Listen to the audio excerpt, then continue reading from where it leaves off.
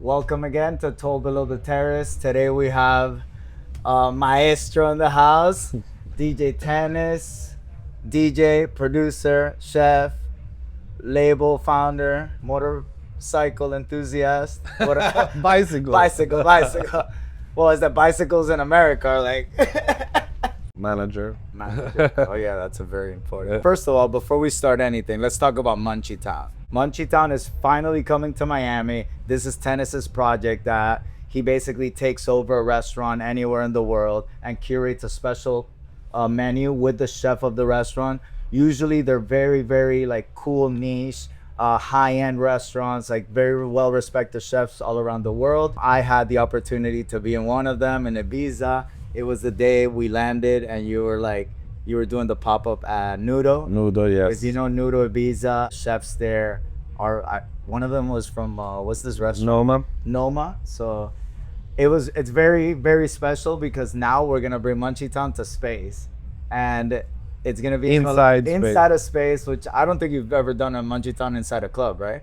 No. No. So first Absolutely Munchietown not. inside a club, and it's going to be this dude with our chefs. I don't know what you guys have planned. Like, We're doing breakfast. Like Breakfast, it's just like starting 8 a.m. until midday together with the experts. We did one in Mexico City. with John?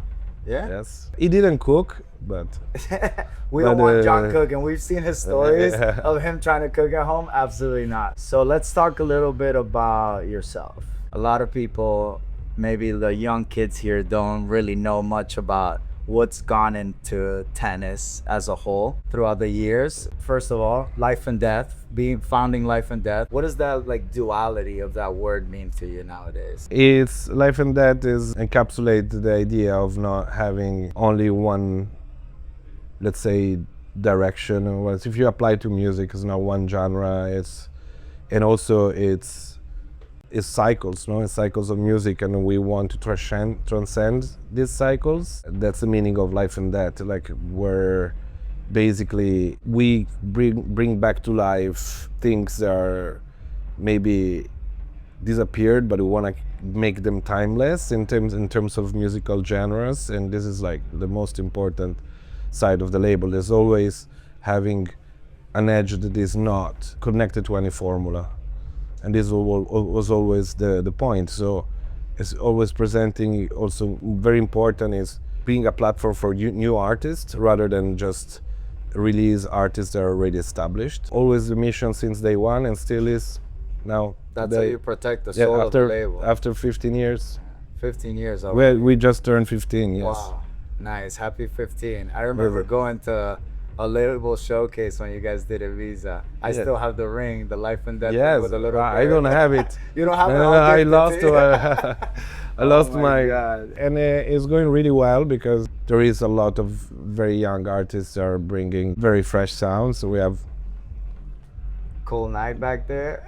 call shout out to one of the life and death artists. Very important, and why Munchietown born is like because when I was at university to pay my bills, I was a chef.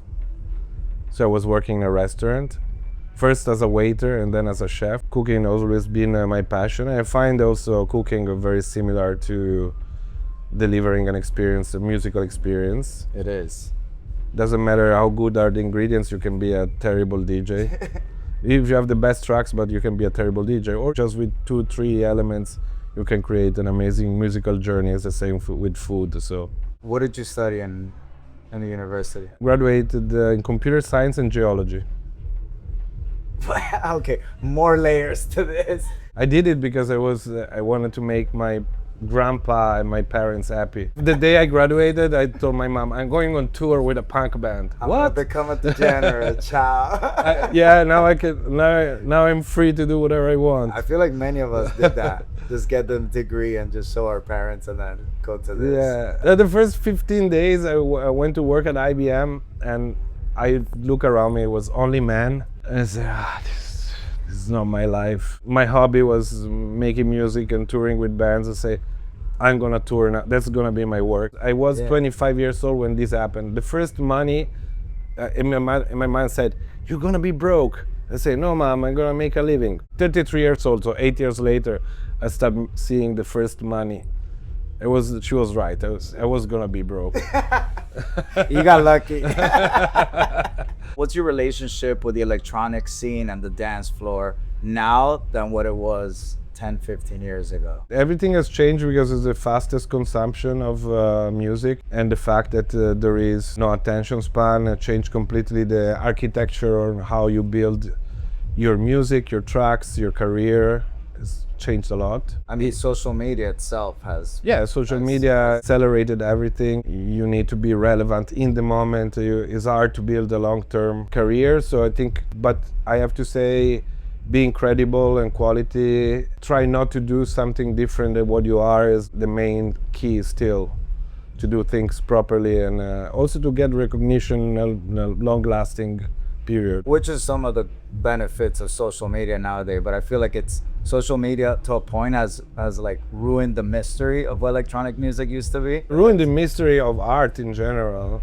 I mean, it's what it is. Like you have to deal with it, and it's actually fun also to challenge, a fun challenge to handle social media, but it's extremely time consuming and extremely stressful. There's people that gets completely crazy anxiety because of social media. Like I'm one of those. I know a lot of artists personally that they're like, I just want to produce music and not have to deal with any of this. Yeah. You know?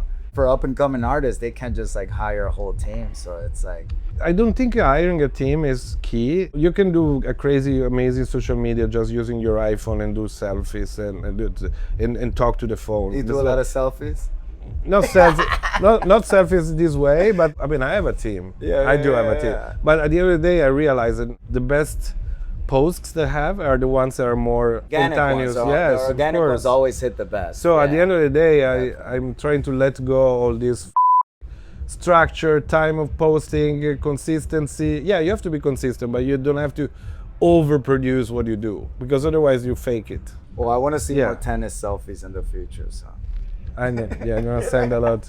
You're gonna be targeted by my I'll be one targeted. selfie a day keeps the doctor away. So have you ever fallen out of love with music?